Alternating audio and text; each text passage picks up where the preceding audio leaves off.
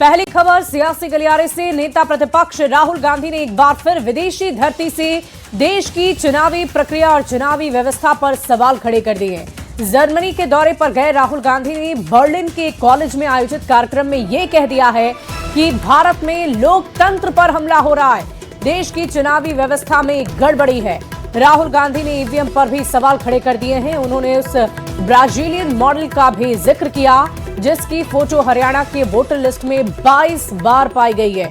राहुल ने कहा कि हरियाणा में कांग्रेस जीती थी, लेकिन चुनावी व्यवस्था में समस्या की वजह से कांग्रेस को हरा दिया गया।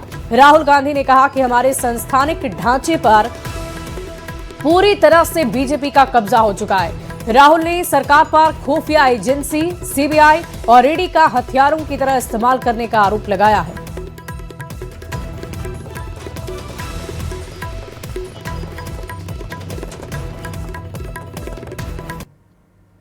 Full-scale assault taking place on the institutional framework of our country. We asked direct questions to the Election Commission. I mean, I don't know if you've seen that press conference. Brazilian woman is voting in Haryana. I mean, is on the voting list 22 times in Haryana. One woman is voting 200 times in one polling booth. And when we are asking these questions to the Election Commission, we're not getting a response. So that's one aspect of it, that we fundamentally believe that there is a problem with the electoral machinery in India. Second thing is that there is a wholesale capture of our institutional framework. When you look at our intelligence agencies, you look at the CBI, you look at the ED, they've been weaponized. Look at the number of cases that the ED and the CBI have against BJP people. You'll find the answer zero, right? And look at the number of cases they have against people who oppose them, and you'll find that pretty much most of them are political cases. And so there is a weaponization of the institutional framework. और आइए अब आपको दिखाते हैं Berlin में राहुल गांधी ने क्या कुछ कहा है। तो देखिए राहुल गांधी ने क्या कहा है ये आप जानिए। भारत में लोकतंत्र पर हमला हो रहा है, पहली बात उन्होंने ये कही है। इसके बाद उन्होंने कहा है कि देश की चुनावी व्यवस्था में गड़बड़ी है, यानी कि भारत की चुनावी व्यवस्था में गड़बड़ी है और हमें भरोसा है कि ईवीएम सही नहीं। हरियाणा चुनाव में एक ब्राजीलियन मॉडल ने 22 बार वोट किए हैं, ये कहना है राहुल गांधी का। तो इन तमाम बातों का जिक्र उन्होंने बर्लिन में जाकर किया है। हरियाणा में एक महिला ने एक बूथ पर 200 वोट डाले, ये राहुल गांधी कह रहे हैं, यानी कि बोगस वोटिंग, गलत तरीके से वोटिंग महिला ने एक नहीं बल्कि 200 बार किया है। चुनावी व्यवस्था में समस्या की वजह से कांग्रेस हरियाणा में हार गई, ये भी राहुल गांधी ने कहा। यानी कि एक बार फिर से अपने हार का ठीकरा ईवीएम पर फोड़ा है और सांस्थानिक ढांचे पर पूरी तरह से बीजेपी का कब्जा है, ये भी राहुल गांधी कह रहे हैं। तो आपको हम ये बता रहे हैं कि उन्होंने किन किन बातों का जिक्र किया है। खुफिया एजेंसी, सीबीआई, ईडी का हथियारों की तरह इस्तेमाल किया जा रहा है, ये भी राहुल गांधी कह रहे हैं कि न सिर्फ ईवीएम बल्कि तमाम जो संस्थान हैं उनके ऊपर भी बीजेपी का कब्जा है। राजनीतिक ताकत बढ़ाने के लिए धार्मिक ताकत का इस्तेमाल बीजेपी करती है, ये भी राहुल गांधी कह रहे हैं। और ये सारी बातें उन्होंने भारत नहीं बल्कि विदेश की धरती पर की है। इंडी गठबंधन के सभी नेताओं को आरएसएस से नफरत है, ये भी कह रहे हैं राहुल गांधी। तो इन बातों का जिक्र करते हुए बर्लिन में राहुल गांधी के इसी बयान पर बिहार के उद्योग मंत्री दिलीप जायसवाल ने जोरदार निशाना साधा है। उन्होंने कहा कि राहुल गांधी को अपने देश की जनता पर भरोसा नहीं है, वे देश विरोधी ताकतों के साथ मिलते हैं और विदेश में जाकर अपने ही देश की शिकायत करते हैं। राहुल गांधी को जरा सोचना चाहिए कि आज भारत में लोकतंत्र सबसे मजबूत है। देश की जनता ने राहुल गांधी को पूरी तरह से नकारा है। लोकसभा में नेता प्रतिपक्ष होने के बाद भी वे अब तक एक परिपक्व नेता नहीं बन पाए हैं। राहुल गांधी को अपने देश की जनता और यहां के लोकतंत्र पर विश्वास नहीं है। राहुल गांधी बहुत दिनों से आप देख रहे होंगे कि देश विरोधी ताकत और भारत के खिलाफ माहौल बनाने वाली ताकत के साथ रहते हैं और यही कारण है कि विदेश में जाकर अपने देश के खिलाफ बात करते हैं। इससे बड़ी शर्म की बात कुछ नहीं हो सकती है कि राहुल गांधी अपने देश की बात दूसरे देश में जाकर शिकायत की बात करते हैं। राहुल गांधी को सोचना चाहिए कि आज भारत एक मजबूत लोकतंत्र है और इस मजबूत लोकतांत्रिक व्यवस्था में मतदाता और यहां के जनता मालिक होते हैं। यहां के मतदाता और जनता ने उनको नकार दिया है और वैसे भी राहुल गांधी के बारे में पूरा देश जानता है कि यह परिपक्व नेता नहीं है। और विदेशी धरती पर एक बार फिर राहुल गांधी के चुनावी प्रक्रिया और चुनावी व्यवस्था पर सवाल खड़े किए गए हैं, जिस पर राजनीतिक बयानबाजी काफी तेज हो गई है। क्या कुछ कह रहे हैं, आपको सुनवाते हैं। गांधी जी को भारत के लोकतंत्र और संस्थाओं पर भरोसा नहीं है, इसलिए वे बार बार विदेशी धरती से देश को बदनाम करने का काम कर रहे हैं। चुनाव हारते ही ईवीएम और चुनाव आयोग पर सवाल उठाना कांग्रेस की पुरानी आदत है। अगर ईवीएम में गड़बड़ी होए तो जहां जहां कांग्रेस जीती है वहां क्यों नहीं दिखी? सच्चाई यह है कि जनता ने कांग्रेस की नकारात्मक राजनीति को नकार दिया है। बहुत ही दुखद है कि राहुल गांधी जी जाकर के विदेश की धरती पर भारत के खिलाफ में अनर्गल प्रलाप करते हैं। मैं उनसे पूछना चाहता हूं कि आपके भी लोग जीते हैं और आपके लोग यहां पर जो जीते हैं संख्या 10 नहीं पहुंची, यह जनता आपके जो क्षमता है उस पर ला दिया। क्या वो लोग जो जीते हैं वो ईवीएम उस समय में सही था और दूसरे जो आपके हारे हैं उसमें ईवीएम खराब है? आपके कई राज्यों में आपकी सरकार है, क्या ईवीएम में घोटाला करके गड़बड़ी करके आप जीते हैं? देखिए, लोकसभा में विरोधी दल के नेता श्री राहुल गांधी जी विदेश में भारत के लोकतांत्रिक व्यवस्था पर सवाल खड़े कर रहे हैं। भारत में देश में रहते हुए भी वो करते हैं, लगातार वोट चोरी पर, ईवीएम पर सवाल खड़े कर रहे हैं। तो ये सिर्फ अब सवाल खड़े करने से समाधान नहीं होगा, इसके लिए सड़कों पर उतरकर निर्णायक लड़ाई लड़ने का समय आ गया। भारत ने दुनिया भर को लोकतंत्र का पाठ पढ़ाया है और आज जो पिछले 11 वर्षों से हम देख रहे हैं, भारत में ही लोकतंत्र खतरे में है। तो जाहिर सी बात है कि पूरी दुनिया में इस पर चर्चा हो रही है। आप दुनिया के किसी भी देश में जाइए तो भारत की डेमोक्रेसी पर, भारत की चुनावी प्रक्रिया पर पूरी दुनिया चिंता जाहिर कर रही है। तो निश्चित तौर पर इसकी चर्चा पूरी दुनिया में होनी चाहिए। जो लोग भारत के लोकतंत्र के लिए खतरा बने बैठे हैं उनका चेहरा तो बेनकाब होना ही चाहिए। और देखिए, राजधानी पटना आ रहे हैं नितिन नवीन। दिल्ली से पटना के लिए रवाना होंगे, दिल्ली एयरपोर्ट पहुंच गए हैं। नितिन नवीन आज पटना आ रहे हैं, दोपहर 12:30 बजे पटना पहुंच जाएंगे। पटना में ग्रैंड वेलकम की तैयारी उनकी रखी गई है। बैनर पोस्टर से पूरा पटना पटा हुआ है। एयरपोर्ट से शुरू होगा मेगा रोड शो। राष्ट्रीय कार्यकारी अध्यक्ष बनने के बाद उनका पहली दफा आगमन हो रहा है। एयरपोर्ट से मिलर स्कूल तक उनका स्वागत होगा। जगह जगह फूलों की बारिश की जाएगी। दोपहर 12:30 बजे पटना आएंगे, राजवंशी नगर हनुमान मंदिर जाएंगे। नितिन नवीन अंबेडकर की प्रतिमा पर माल्यार्पण भी करेंगे। लोकनायक जयप्रकाश को भी नमन करेंगे। दोपहर 2 बजे मिलर हाई स्कूल में स्वागत समारोह रखा गया है। वहीं शाम 4 बजे राज्यपाल से उनकी मुलाकात होगी। शाम 7:30 बजे सांसद और विधायकों से भी मिलेंगे। तो देखिए, नितिन नवीन दिल्ली एयरपोर्ट पर आपको नजर आएंगे, वहां से वो रवाना होंगे सीधे पटना के लिए। और आपको बता दें कि पहली दफा वो आ रहे हैं। इतना बड़ा पद मिलने के बाद नितिन नवीन के ग्रैंड वेलकम की तैयारी की गई है। पूरे राजधानी पटना को पोस्टर से पाटा गया है और इसके अलावा फूलों की बारिश की जाएगी।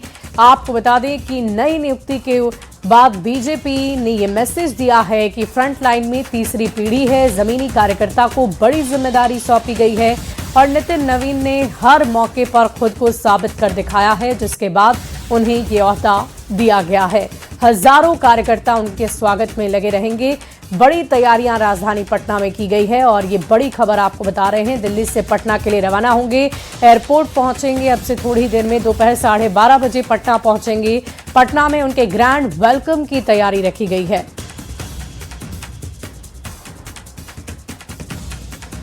और देखिए, बीजेपी के राष्ट्रीय कार्यकारी अध्यक्ष नितिन नवीन के आज पटना आगमन को लेकर पूरे बिहार बीजेपी में जोश काफी हाई है। बिहार बीजेपी के पूर्व अध्यक्ष और उद्योग मंत्री दिलीप जायसवाल ने कहा है कि पूरा पटना उनके स्वागत को तैयार है। शाम में 7 बजे राष्ट्रीय कार्यकारी अध्यक्ष श्री नितिन नवीन जी के उपस्थिति में सभी सांसद, लोकसभा, राज्यसभा, विधायक, विधान पार्षद और प्रदेश के सभी पदाधिकारी और कोर कमेटी की बैठक और अभिनंदन समारोह अटल सभागार में होने जा रहा है।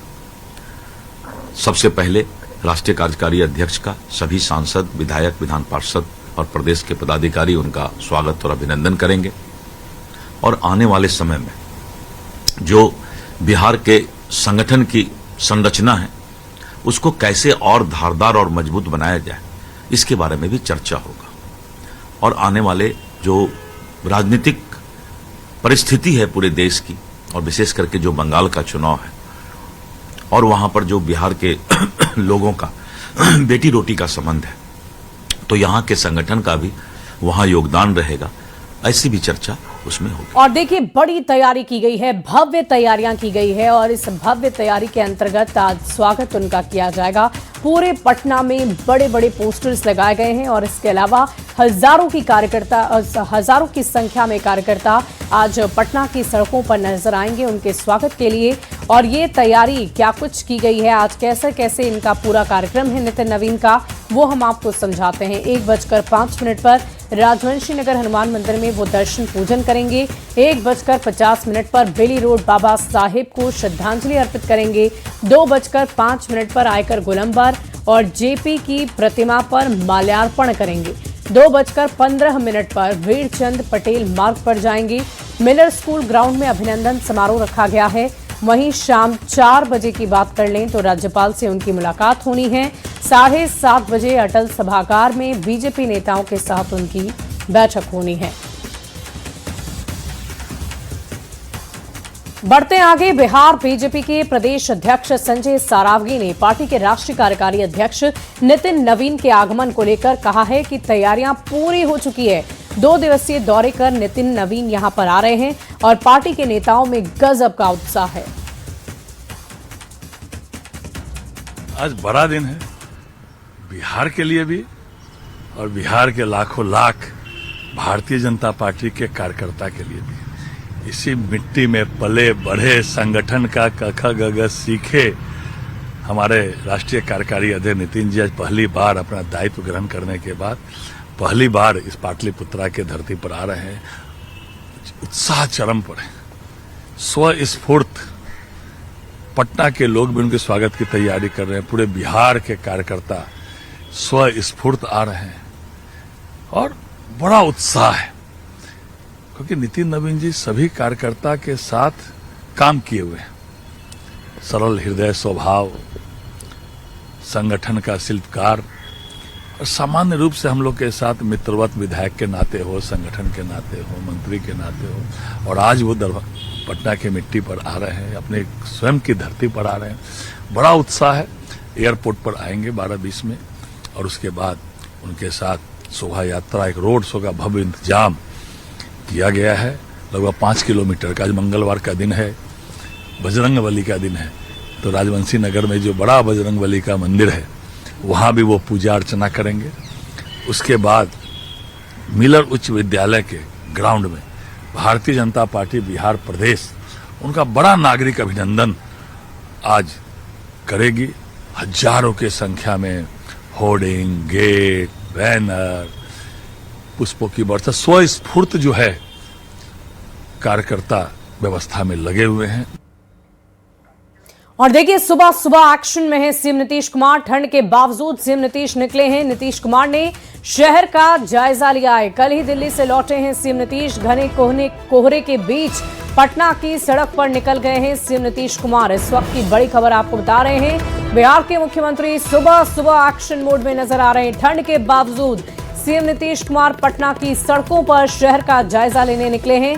और देखिए, इस पूरी खबर के अधिक जानकारी के साथ न्यूज 18 संवाददाता पटना से शैलेंद्र हमारे साथ फोन लाइन पर जुड़ रहे हैं। शैलेंद्र, क्या जानकारी है? सीएम नीतीश कुमार इस कड़कड़ाती ठंड में भी शहर में निकल पड़े हैं। हाँ बिल्कुल, देखिए आमतौर पर नीतीश कुमार शहर का जायजा लेते हैं, तमाम चीजों को खुद से देखते हैं और आज भी नीतीश कुमार सुबह सुबह अपने घर से निकले और अपने कैबिनेट के मंत्रियों और कुछ अधिकारियों के पास भी वो गए, जाकर के शहर का भी जायजा लिया। कल दिल्ली से जब लौटे हैं मुख्यमंत्री नीतीश कुमार, उसके बाद यह पहला दौरा है जब वो शहर में मुख्यमंत्री निकले हैं और चीजों को देखने की, शहर के हालात क्या हैं या फिर जो ठंड है, ठंड के लिए क्या तैयारी है, इन तमाम चीजों को देखने के लिए मुख्यमंत्री निकले थे। और अपने सहयोगी जो कैबिनेट के हैं उनके आवास पर भी वो विजय चौधरी, अशोक चौधरी और जो अधिकारी हैं उन लोगों के घर पर भी मुख्यमंत्री नीतीश कुमार गए और वहां जाकर चलिए, बहुत बहुत शुक्रिया शैलेंद्र हमारे साथ जुड़ने के लिए, तमाम जानकारी के लिए। बढ़ते आगे मुजफ्फरपुर में डिप्टी सीएम विजय सिन्हा ने भूमि सुधार जन कल्याण संवाद किया। इस दौरान कई तरह के मामले सामने आए। एक और जहां सीओ ने आरोप लगाया कि भू माफिया दबाव बनाते हैं, जिस पर मंत्री ने कहा कि अधिकारी को किसी भी माफिया से डरने की जरूरत नहीं। दूसरी ओर जहां सीओ की लापरवाही नजर आई, वहां डिप्टी सीएम ने सीओ को जमकर हड़काया है। मजबूत यहाँ पे सीओ नहीं रहेगा सर, ये तो मार के फेंक देंगे जो स्थिति है। अगर यहाँ मजबूत सीओ नहीं हुआ तो ये लोग मार के फेंक देंगे, ये कहना है मुजफ्फरपुर के मुशहरी के सीओ महेंद्र कुमार शुक्ला का। अगर मजबूत यहाँ पे सीओ नहीं रहेगा सर, ये तो मार के फेंक देंगे। दरअसल बिहार में सबसे ज्यादा हत्याएं जमीन विवाद में होती हैं और डिप्टी सीएम विजय सिन्हा ने जमीन विवाद के मामलों को जड़ से उखाड़ने का बीड़ा उठा लिया है। जगह जगह भूमि सुधार जन कल्याण संवाद कर रहे हैं। इस दौरान अजीब अजीब मामले सामने आ रहे हैं। ताज़ा वाकया मुजफ्फरपुर का है। जन कल्याण संवाद में एक फरियादी ने मंत्री से सीओ की शिकायत की। उसने कहा कि मैंने एक जमीन खरीदी है, लेकिन सीओ दाखिल खारिज नहीं करा रहे। मैं मंच से बोल रहा हूँ, आपका दखल कब्जा नहीं है। भू माफियाओं से अब वो भी नहीं, सुनिए मिले ना, हुए आप हैं। इस पर मंत्री ने सीओ से जवाब मांग लिया। मामला क्या है? उसके बाद डिप्टी सीएम के सामने सीओ ने जो बात कही वो हैरान करने वाली है। सर ये दाखिल खारिज का है, महाविवादित जमीन है, 100 करोड़ का मामला है। ये फ्रॉड करके जवाब कराए हैं अपना। जिस लिहाज साहब के यहाँ इनका अभिलेख नहीं मिल रहा है, इस पे मुकदमा चल रहा है। सीओ ने बताया कि इन लोगों ने फ्रॉड करके 100 करोड़ की जमीन खरीदी है और आरोप लगाने वाला व्यक्ति लगातार उसके ऊपर गलत करने का दबाव बना रहा है। अगर यहाँ मजबूत सीओ नहीं हुआ तो ये लोग मार के फेंक देंगे। अगर मजबूत यहाँ पे सीओ नहीं रहेगा सर, ये तो मार के फेंक देंगे जो स्थिति है। सीओ की बात सुनते ही मंत्री ने जांच के आदेश दे दिए। एडीएम साहब और डीसीएलआर दोनों, डीएम साहब दोनों की कमेटी बना के 1 सप्ताह के अंदर जांच करवा लीजिए। डिप्टी सीएम ने साथ में सख्त संदेश भी दे दिया कि अगर फरियादी ने फ्रॉड किया है तो वो जेल जाएगा, लेकिन अगर अधिकारी की गलती सामने आई तो उस पर कार्रवाई होगी। गलत होंगे तो जाइएगा जेल, बिल्कुल सर। सही होगा तो ये होंगे सस्पेंड। देखना होगा कि जांच के बाद क्या सच निकलकर सामने आता है और विजय सिन्हा की कवायद बिहार में जमीन विवाद पर कितना विराम लगा पाती है। न्यूज़ 18 के लिए मुजफ्फरपुर से प्रियांक सौरभ की रिपोर्ट। बिल्कुल सर। सही होगा तो ये होंगे सस्पेंड। और देखिए, सीतामढ़ी सदर अस्पताल से चौंका देने वाली तस्वीर सामने आई है, जहां मॉडल सदर अस्पताल में मोबाइल टॉर्च की रोशनी में मरीजों का इलाज किया जा रहा है। ये दृश्य सोमवार की शाम का है। बिजली व्यवस्था फेल होने से अस्पताल की अव्यवस्था उजागर हो गई है, जबकि अस्पताल में जेन सेट और करोड़ों की लागत से लगे सोलर पैनल मौजूद हैं जो बेकार पड़े हुए हैं। ये स्थिति सरकारी स्वास्थ्य व्यवस्था पर गंभीर सवाल खड़े करती है। खबर गया जी के अतरी से, जहां हम पार्टी के विधायक रोमित कुमार ने माउंटेन मैन दशरथ मांझी के गांव गहलोर में हजारों महादलित के बीच कंबल का वितरण किया है। इस कार्यक्रम में केंद्रीय मंत्री जीतन राम मांझी भी शामिल हुए। जीतन राम मांझी ने कहा कि जब तक दशरथ मांझी राष्ट्रपति पुरस्कार से सम्मानित नहीं होंगे तब तक वो छोड़ेंगे नहीं। शराब को लेकर एक बार फिर उन्होंने अपने लोगों को जागरूक रहने को कहा। मांझी ने कहा कि बड़े बड़े लोग तो रात में पति पत्नी साथ में पीते हैं, लेकिन गरीब लोग इसमें फंस जाते हैं। दारू तोर कब्जा में रहे, एक कोई परवाह न, लेकिन दारू के कब्जा में हो जाएगा तो वही कहो कि राल डयान पी करके इन्हें उन्हें खरल चला है, तो वो न होवे के चाहिए। बाल बचा के दारू से बचावा। दारू बंदी बड़ी चीज है, लेकिन बढ़िया से ओकरा सेवन करे है तो ओकर उन्नति होवे है। बड़कन लोग पिया थी जी, 10 बजे रतिया के बाद सब मौगी मर्द सब पिया थी, तो खनी बड़कन का लाभा थी। तो उसी ओकरो बारे में कहियो, हिसाब से बात करिए और सब खुश रहा कि हम वो परिवार से एलियो है नरेंद्र मोदी जी, तोरा छोड़बो ना। काहे कि हमर कुरुआ पत्थल काटल 22 बरस में कहलक हल कि जब तक काटबे न तब तक छोड़बे ना, तब तक तोरो एनडीए के हम छोड़े वाला नहीं हो, लेकिन कम्मा जरा करे पड़तो। और उनको कह करके हम राष्ट्रपति पुरस्कार दिलावे ला हम कह रही है, बात कर रही है। नालंदा साहित्य उत्सव में शामिल होने आए कांग्रेस सांसद ने बिहार में हुए विकास की जमकर तारीफ की है। शशि थरूर ने कहा कि बिहार में हालात बहुत बेहतर हुए हैं, अब सब कुछ अच्छा है। लेकिन मैं तो पहले इतना साल पहले नहीं आया था। मैं सुना हूं कि हाल अच्छा नहीं था। आजकल तो रास्ते अच्छा लग रहा है, रात के वक्त लोग बाहर है, इलेक्ट्रिसिटी चल रही है, पानी चल रही है, सब कुछ मेरे ख्याल में अच्छा लग रहा है। और ये कैंपस को देखना, लोगों से मिलना और विद्यार्थियों के साथ संपर्क करके उनके साथ इंटरेक्शन करना, ये तो बहुत बहुत खुशी की बात है। केंद्र सरकार और राज्य सरकार नालंदा को वैश्विक पहचान दिलाने की नालंदा को आगे लेके जानी चाहिए, बिल्कुल कोई शक नहीं। और फिलहाल इस बुलेटिन में अभी